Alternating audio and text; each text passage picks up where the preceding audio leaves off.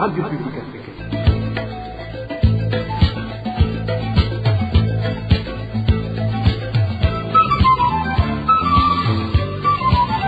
Radio Publique Africaine.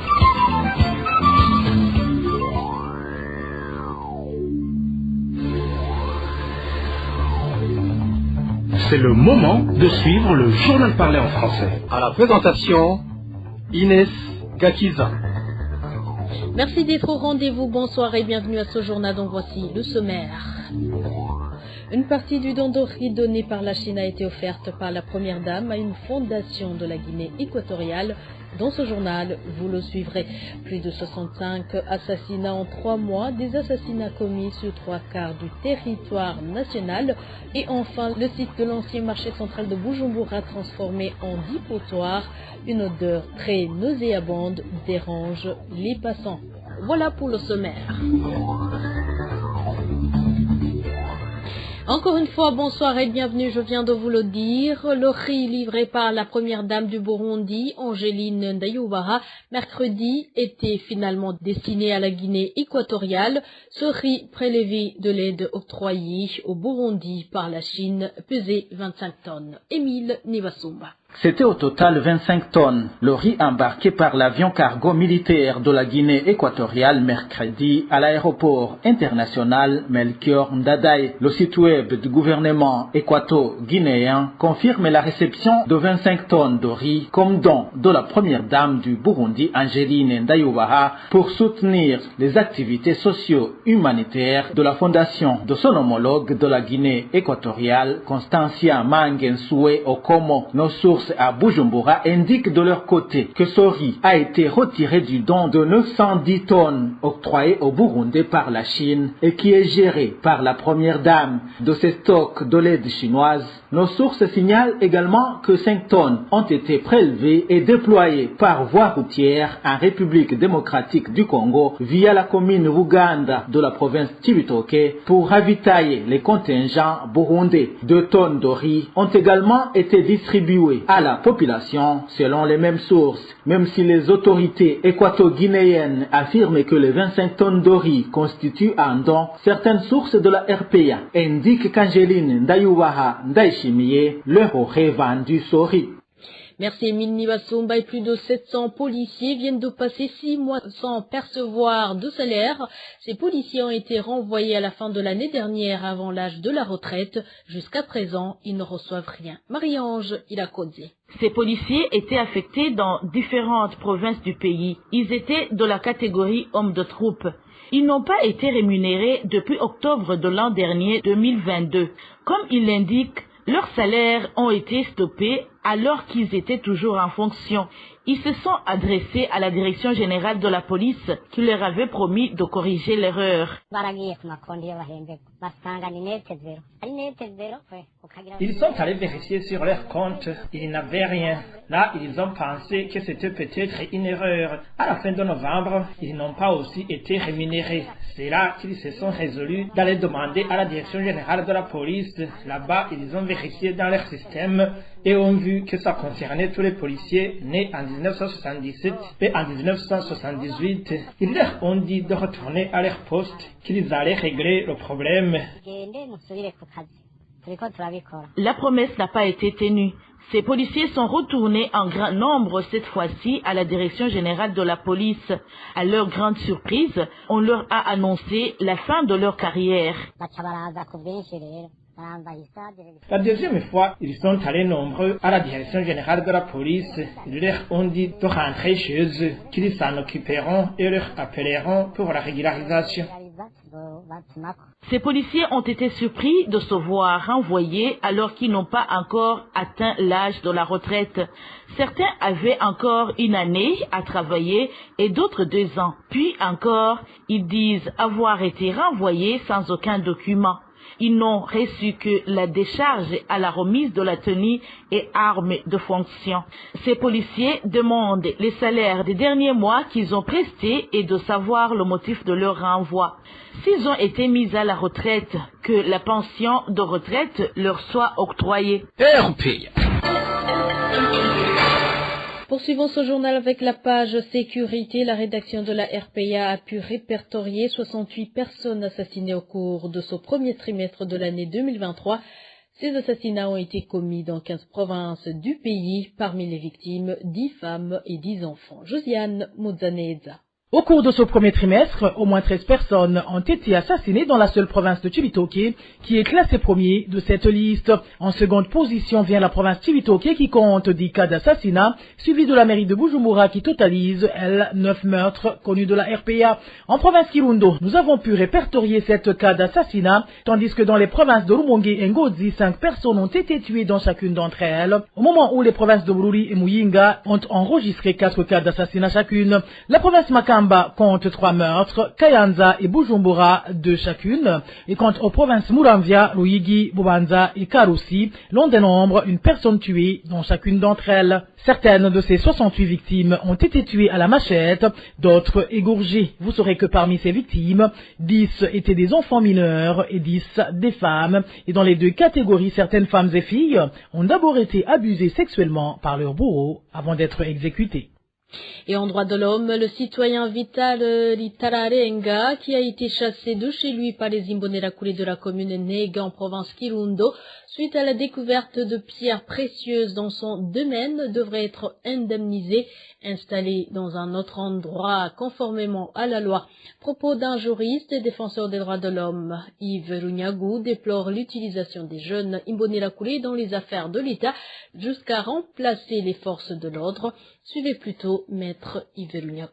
Concernant la situation du citoyen d'Onega qui était en train de faire creuser son puits et qui est tombé sur des matières qui seraient soupçonnées d'être des substances minérales, au regard de la loi burundaise et plus précisément du code foncier burundais, lorsqu'on est propriétaire du sol, on est propriétaire du dessus et du dessous. C'est-à-dire que on est propriétaire de ce qui est sur le sol, au-dessus. Dans le code minier burundais, ce code prévoit que même si on est propriétaire du sol, on n'a aucun droit sur les substances minérales ou les produits de carrière qui sont susceptibles de se trouver dans ce sol. C'est donc dire que l'État a le monopole de ce qui est considéré substance minérale. Toutefois, pour ce qui s'est passé à Nega, c'est dommage que le propriétaire du terrain ait été contraint de quitter son terrain et été placé dans une situation carrément désastreuse. Il y a toute une procédure qui est prévue par la loi lorsque, par exemple, on veut procéder à des activités de recherche ou d'exploration ou d'exploitation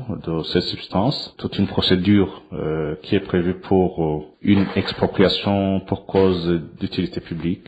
C'est cette procédure qui, à mon avis, devrait être suivie. Sinon, temporairement, on peut même quand même lui chercher un logement adéquat, un endroit où placer sa famille. Un autre fait qui me paraît inquiétant, c'est l'utilisation des jeunes Imbonerakure pour une affaire comme ça, pour la surveillance de ce terrain. Le pays dispose d'assez de forces de sécurité, des forces de l'ordre, qui sont payées pour ça. C'est un autre appel que l'on pourrait lancer pour justement interpeller les autorités administratives de s'abstenir d'utiliser les jeunes Imbonerakure dans des affaires publiques.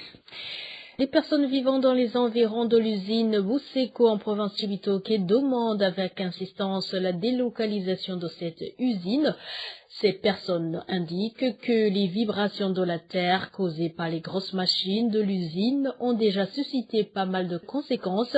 Elles soulèvent entre autres les fausses couches et les accouchements prématurés. Les détails avec Eric Nyonzima. Ces habitants de la commune de Gombe, plus précisément dans les environs de l'usine Buseko, indiquent que cette usine représente une grande menace sur leur bien-être à cause des vibrations des machines de l'usine. Notre source nous en dit plus. Les bruits des engins de l'usine Buseko ainsi que les fumées dégagées par cette usine constituent un grand problème pour nous, la population environnante. Chaque matin, nous découvrons que nos ustensiles de cuisine ou d'autres objets qui sont dans la maison sont couverts de poussière, de ciment.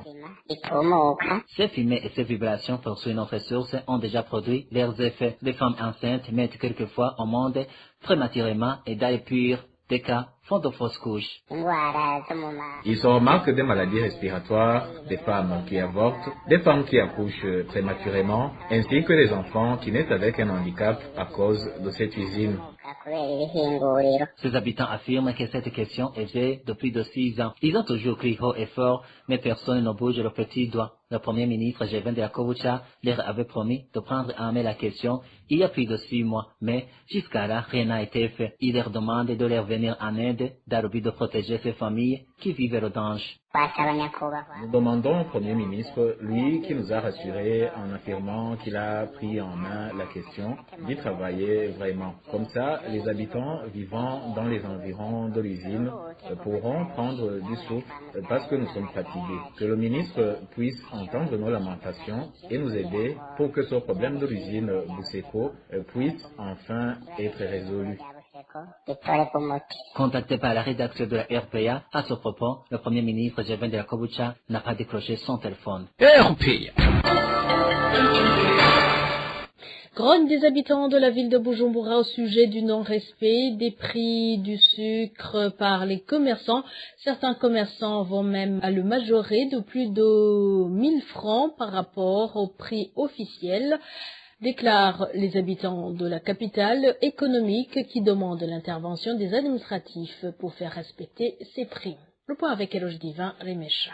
Des habitants du nord de la capitale économique du Burundi indiquent que certains commerçants fixent les prix de vente du sucre selon leur choix. Ils précisent que la majorité de ces commerçants vendent le prix du kilogramme de sucre à 3500 francs burundais au lieu du prix officiel de 2500 francs burundais. Une situation que ces habitants jugent difficile compte tenu de la pauvreté dont ils font face. Du côté du centre de la mairie de Bujumbura, une exigence est imposée aux clients qui sollicitent le sucre afin de le bénéficier. C'est en l'occurrence l'achat d'autres produits, comme l'indique cet habitant de cette partie de la mairie de Bujumbura. Il existe des endroits où le prix officiel est respecté, mais ces commerçants ne donnent pas plus de 2 kg. Et là aussi, le client se voit obligé d'acheter d'abord d'autres articles, comme par exemple du pain, du bleu blanc et autres. C'est ce qui se fait d'ailleurs aux alimentations dénommées chez Kingstar, chez Katikati ou à celles appelées Kugaharawi. Ces habitants de la capitale Bujumbura demandent en premier lieu aux autorités que la problématique du manque de sucre soit résolue. Ils demandent aussi aux autorités de veiller au respect du prix officiel du sucre. Et enfin, salubrité autour et à l'intérieur de l'espace qui a abrité le marché central de Bujumbura. À part que cet espace est devenu comme une forêt, c'est également un dépotoir. Une odeur peu agréable gêne les passants. Ils craignent même que cet espace soit le refuge des animaux comme les serpents. Denis Claire, Ilatkumba. On dirait forêt de la Kibira qui a été déplacée et implantée dans l'espace qui abritait le marché central de Bujumbura. Cet espace est envahi par des arbres. Ils ont grandi au point d'atteindre la toiture de ce qui était jadis le grenier du pays. Les habitants de la capitale qui fréquentent régulièrement ces lieux s'étonnent que des serpents n'aient pas encore mordu des gens. Il y a une forêt dense dans la place où était érigé l'ex-marché central de Bujumbura. Je ne comprends même pas comment des gens comme des policiers ne se sont pas encore fait mordre par des serpents ou alors par d'autres animaux. Je suis sûr qu'il y en a. C'est vraiment une forêt dense. Ça fait peur. Si tu jettes un coup d'œil de l'extérieur, tu vois des arbres très élancés. Si j'essaie d'estimer, ce sont des arbres qui auront plus de 10 mètres de longueur. À côté de cette forêt qui gagne de l'espace dans la surface, qui a abrité le marché central de Bujumbura, ce lieu et ses alentours sont devenus un dépotoir. Il dégage une odeur nauséabonde, en danger pour la population environnante selon notre source. On y jette des déchets de tout genre. Des gens travaillent à l'extérieur et une odeur nauséabonde se dégage de ces ordures. Vraiment, on dirait que les autorités ne se soucient pas de la population parce que l'odeur dégagée par ces ordures pourrait nuire à la santé. Pourtant, tout autour, des gens se présentent chaque matin pour y exercer des activités commerciales. La rédaction de la RPA a tenté de joindre Jimmy Hatungimana, maire de la ville de Bujumbura, mais son téléphone sonnait sans que personne ne décroche. Merci Dani Claire, Gilatko, c'est pas ton reportage que nous mettons au point final à ce journal. Merci à vous tous qui nous avez suivis. Merci à toute l'équipe de la rédaction ainsi qu'à l'équipe technique. Au micro, vous étiez avec Ines Kakiza. Excellente soirée chez vous.